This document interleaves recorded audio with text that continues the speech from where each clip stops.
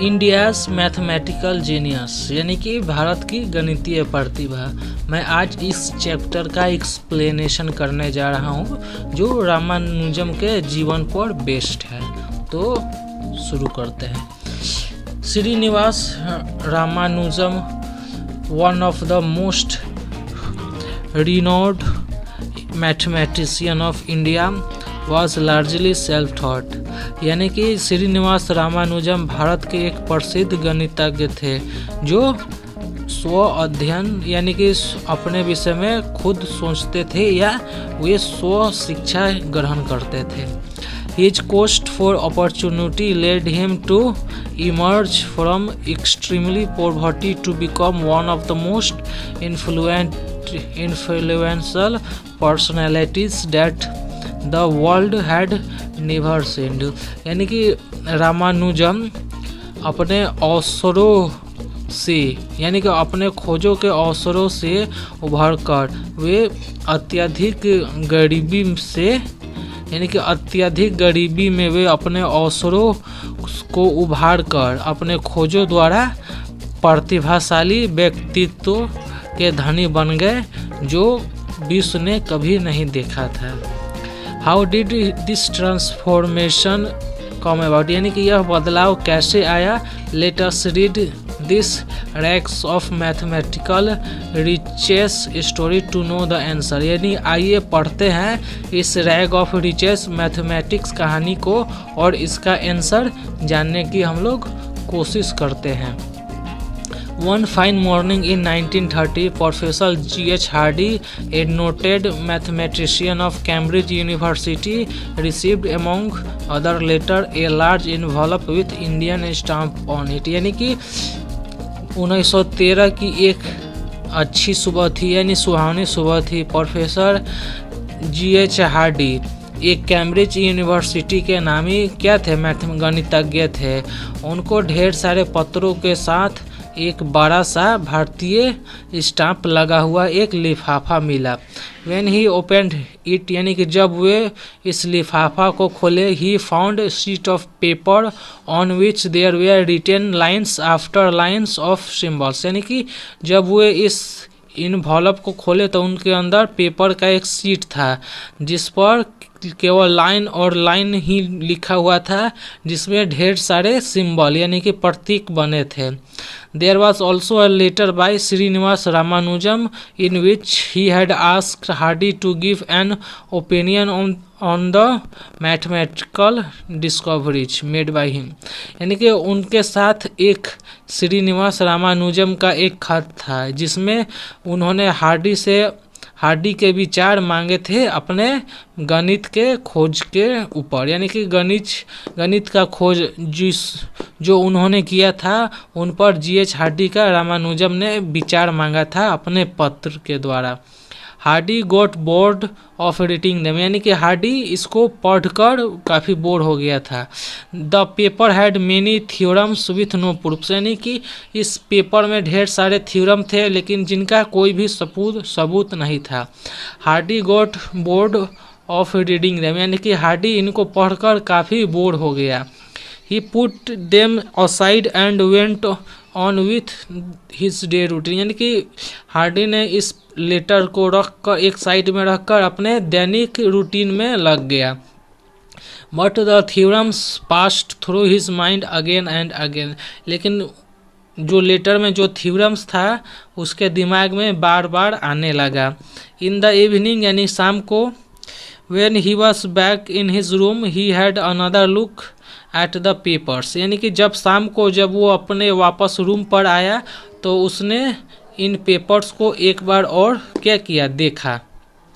किनके पेपर को, तो रामानुजम द्वारा भेजे गए पेपर को।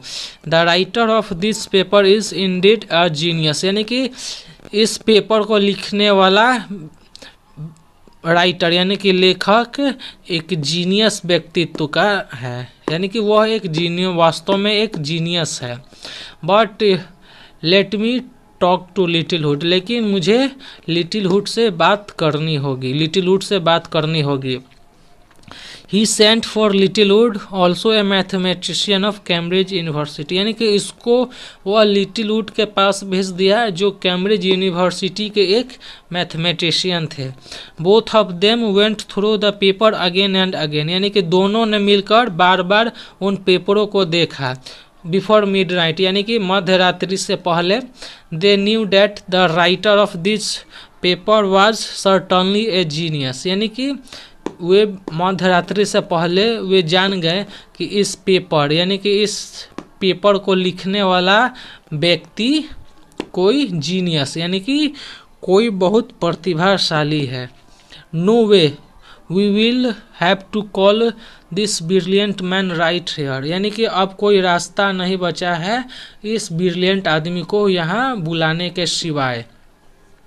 But where is the money protested Littlewood, लेकिन लिटिलवुड ने अपना विरोध जताते हुए कहा कि पैसे कहाँ हैं।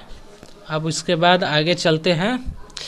व्हाट्स ट्रिनिटी फॉर, यानी कि ट्रिनिटी किस दिन काम आएगी। The money was arranged and sent to Ramanujan next day, यानी कि पैसों का इंतजाम किया गया और अगले दिन रामानुजम के पास भेज दिया गया।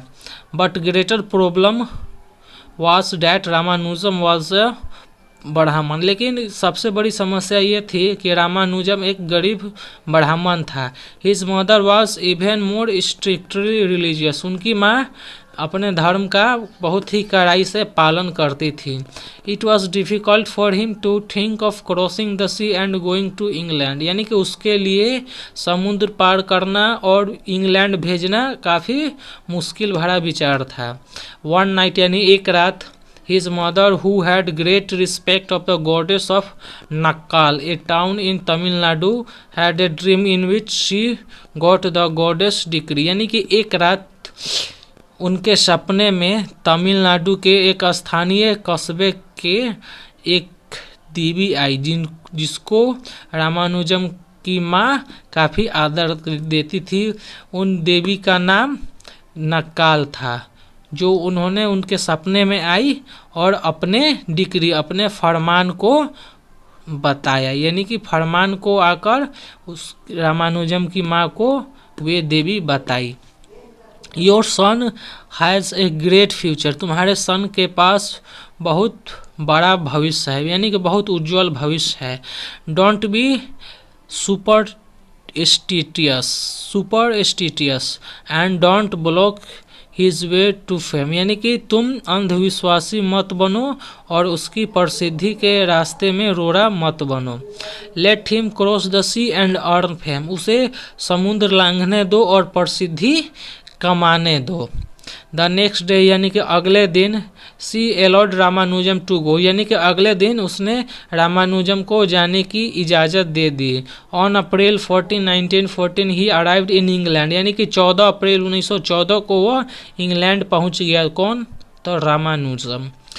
He was not very strictly religious, but he maintained certain religious value of life, यानी कि रामानुजम कड़ाई से अपने धर्म का पालन करने वाले नहीं थे, लेकिन उन्होंने अपने धर्म के कुछ मूल्यों को मेंटेन यानी कि बराबर रखकर पालन किया। He cooked his vegetarian food himself in his own room, यानी कि वे अपने कमरे में खुद के लिए शाकाहारी भोजन बनाते थे। England gave Ramanujan a fair honour, यानी कि इंग्लैंड ने रामानुजम को एक दुर्लभ सम्मान दिया। The royal society elect him a fellow at the age of 30, यानी कि रॉयल सोसाइटी ने उनको सदस्य के रूप में स्वीकृत किया, यानी कि चुना उनको। कौन? तो royal society.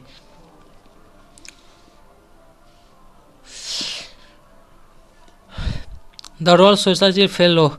The Trinity College also elected him a fellow the same year, यानी कि ठीक उसी साल ट्रिनिटी कॉलेज ने भी उनको अपना सदस्य के लिए चुना। He was the first Indian to be gave these honors, यानी कि वे इन ऑनर यानी कि इन सम्मान को पाने वाले वे प्रथम भारतीय थे। बट सून ही become ill and return to India in 1919, यानी कि जल्द ही वह बीमार हो गए और भारत 1919 में वापस आ गए।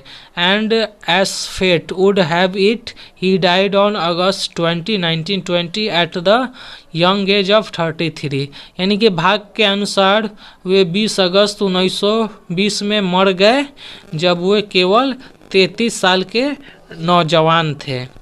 Hardly felt very sad at his death, यानी कि हार्डली को उनकी मृत्यु से काफ़ी दुख हुआ। It was due to Hardy's honest effort that Ramanujam had earned world wide web, यानी कि हार्डी की ईमानदारी पूर्वक प्रयासों के वजह से ही रामानुजम को विश्व भर में प्रसिद्धि मिली, यानी कि विश्व भर में उन्होंने प्रसिद्धि को कमाया। तो आशा करता हूँ आपको मेरी वीडियो पसंद आई होगी। जो भी वर्ड मीनिंग है उसको मैंने बुक पर नोट कर दिया है। डिफ़िकल्ट वर्ड मीनिंग आप चाहे तो वीडियो को पॉज करें और उसको नोट कर सकते हैं। तो मिलते हैं एक नेक्स्ट वीडियो में। कोई भी कमेंट या क्वेश्चन हो तो उसे कमेंट बॉक्स में आप लोग पोस्ट कर दीजिए। जय हिंद, वंदे मातरम।